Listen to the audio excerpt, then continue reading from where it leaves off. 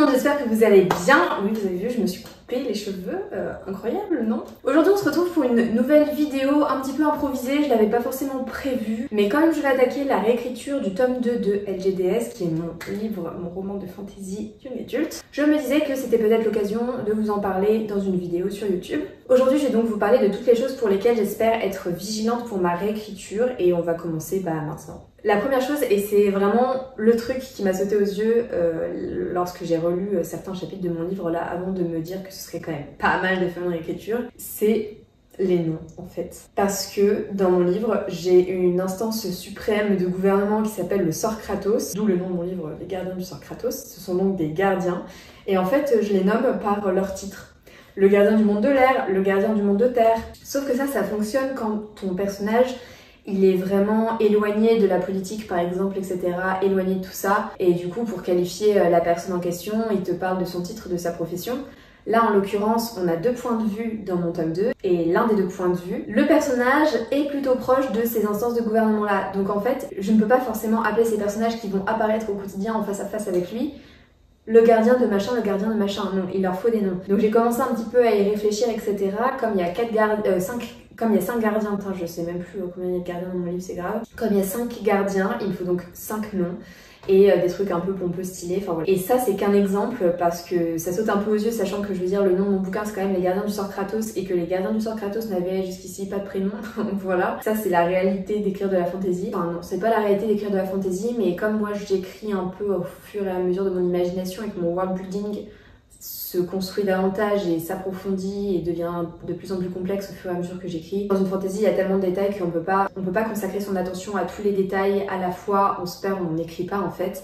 Donc tant que ça m'était pas utile, je savais très bien qu'il allait falloir un jour ou l'autre que je leur donne des prénoms, je l'ai pas fait. Maintenant c'est le moment, voilà, c'est ça que ça veut dire. La deuxième chose, c'est que je vais devoir faire très attention à ma géographie. Pourquoi? Parce que jusqu'à présent, mon tome 1 de LGDS se passait dans un monde avec une géographie particulière. Comme j'ai passé vraiment de nombreuses années sur ce tome 1, j'ai pu avoir l'occasion d'y revenir et d'y revenir encore, de faire un nombre incalculable de réécritures. Pour ce tome 2, je voudrais être plus rapide et donc avoir bien ça en tête avant la réécriture. Il faut vraiment que je réussisse à m'accorder sur les territoires principaux dans le monde de l'air, puisque c'est là-bas que se déroule mon histoire, et que je sois assez claire sur les villes les plus importantes, par exemple l'île sur laquelle ils étudient, etc. Enfin voilà, des choses comme ça. Une chose à laquelle je voudrais faire aussi attention, et vous l'avez peut-être compris si vous avez regardé mes précédents vlogs, j'ai écrit ce livre d'une façon un petit peu particulière. Je m'explique, je rajoute toujours des chapitres à la réécriture. Toujours. Notamment pour mon tome 1, c'était une façon d'appuyer un peu plus sur l'univers magique, d'un peu plus mettre en avant l'univers en lui-même, la magie, les concepts comme ça, parce que je trouvais que je mettais un accent trop prononcé sur les personnages, les romances, les disputes, etc., les intrigues entre personnages finalement. Or, quand on lit de la fantasy, en tout cas c'est mon avis, il faut quand même qu'il y ait un univers derrière, qu'on comprenne qu'on est dans une école de magie, quoi, enfin si je simplifie les choses. Mon tome 1 rajoutait pas tant d'éléments d'intrigue que ça, si vous voyez ce que je veux dire, c'était plus du décor, voilà, de l'univers, quoi, du world building, pour que ça fasse vraiment quelque chose de quali, j'ai envie de dire. Mon tome 2, c'est un peu différent. Peut-être que je rajouterai un petit peu 1 ou 2 chapitres de quali, de world building, enfin moi j'appelle ça comme ça, mais vous aurez sûrement un autre nom pour qualifier ça. Mais là je trouve que j'ai déjà en fait beaucoup fait de découpage. C'est-à-dire que voilà, là j'ai commencé hier à refaire un redécoupage de mes chapitres, donc à bien les séquencer sur un Google Doc pour pouvoir les retravailler un à un de façon détachée. Mais je sais que là ça va encore bouger, je sais qu'il y a déjà 4 ou 5 chapitres que j'ai réécrits en mode premier jet. Et le problème c'est que même si je connais très bien mon histoire, des fois on les intercale à des moments, les personnages ils sont pas dans le mood dans lequel on les a écrits par rapport au chapitre précédent. Si je peux donner un exemple pour que ce soit plus concret, j'ai écrit un chapitre là qui m'est venu en tête où je me suis dit que ce serait pas mal qu'il y ait tel élément qui intervienne dans un chapitre. Il se passe des choses, il y a une dispute entre Adriel qui est un de mes personnages et Myosotis. Je me suis dit ok nickel, ce chapitre là je l'ai écrit, je le rajoute derrière celui-là.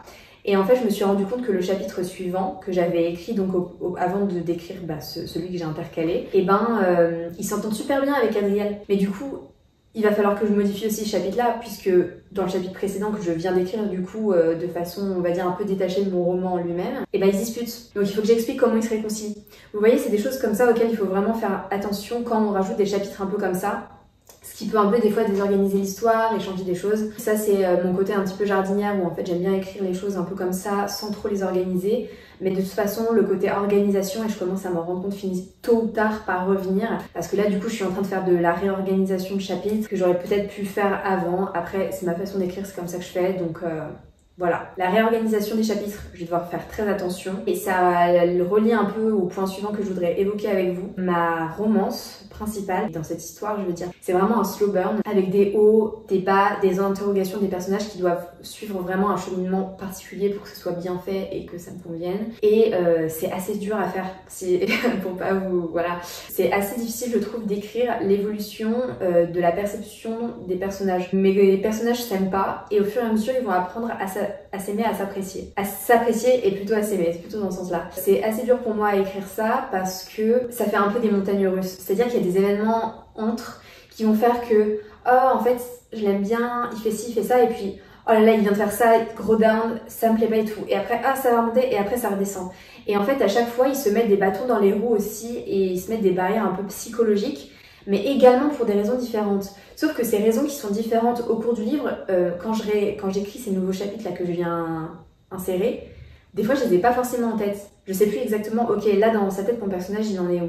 Et donc là il faut vraiment que je fasse attention, que je sois au clair avec moi-même de tel chapitre à tel chapitre. C'est comme ça dans la tête de celui-ci, c'est comme ça dans la tête de celui-là, parce qu'en fait j'ai peur vraiment de faire des confusions et de pas réussir à suivre l'évolution de la mentalité de mes persos et de leur perception en fait. Je vais dans des trucs un petit peu compliqués de la réécriture, j'espère que c'est assez clair pour vous. J'essaye de faire simple, mais même moi des fois dans ma tête, j'ai toutes mes idées en pagaille et j'ai du mal à les rassembler. Donc voilà, excusez-moi si ce n'est pas tout à fait clair. D'ailleurs si vous avez des questions, n'hésitez pas à les mettre en commentaire. Une des dernières choses auxquelles je souhaiterais faire attention pour cette réécriture, c'est un peu particulier puisque ça a affaire à mon personnage principal, donc à Myosotis. Je vous l'avais dit dans un réel Instagram où je vous parle un petit peu plus de mon livre. Je vous invite d'ailleurs à aller le regarder si vous souhaitez en apprendre plus, mieux comprendre. C'est même peut-être même un préalable, un prérequis à cette vidéo finalement qui parle du tome 2. Mais Myosotis, donc mon personnage principal, a des visions. Et ces visions dans le tome 1, elles interviennent de façon assez régulière au cours de l'histoire et c'est d'ailleurs une des choses qui fait vraiment avancer l'histoire, qui lui donne du dynamisme. Et dans mon tome 2, il y a moins de visions parce que je mets un peu plus l'accent sur la romance qui a lieu entre mon personnage principal et un deuxième personnage. Même si la romance, elle a plus une place importante, elle a une place plus importante, je veux pas négliger quand même ces visions qui donnent un vrai rythme en fait au roman, au livre. Donc voilà, je pense que je rajouterai un ou deux passages de vision. Il faut que je trouve quoi, il faut que ce soit pertinent, il ne faut pas que ce soit rajouté pour rajouter.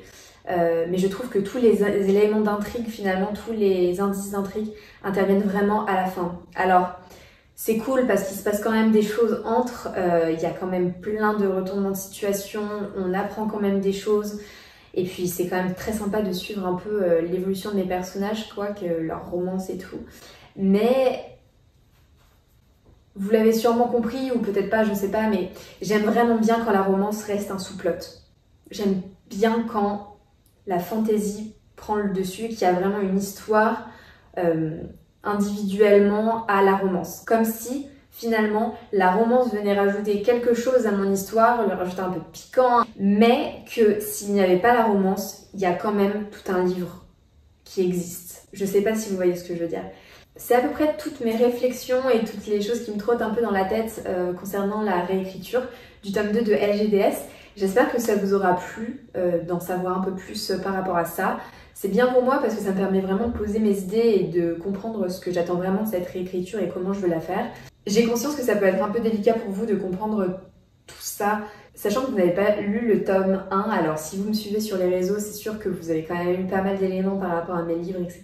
et que peut-être que vous cernez un petit peu plus mes persos. Mais en tout cas, si c'est pas le cas, je pense faire très prochainement une vidéo qui vous parlera un petit peu plus de mon livre, de mon tome 1 en lui-même, qui est vraiment terminé pour le coup, et dont la sortie approche. Voilà, je ne vous ai pas encore communiqué les dates, mais ça ne saurait tarder. C'est tout ce que j'avais à vous dire pour cette vidéo. Je vais me remettre à ma réécriture du coup. Voilà, si l'univers de l'écriture vous plaît, je vous invite à vous abonner et à activer la petite cloche. Je vous remercie encore et je vous dis à très bientôt pour une toute prochaine vidéo. Bye bye.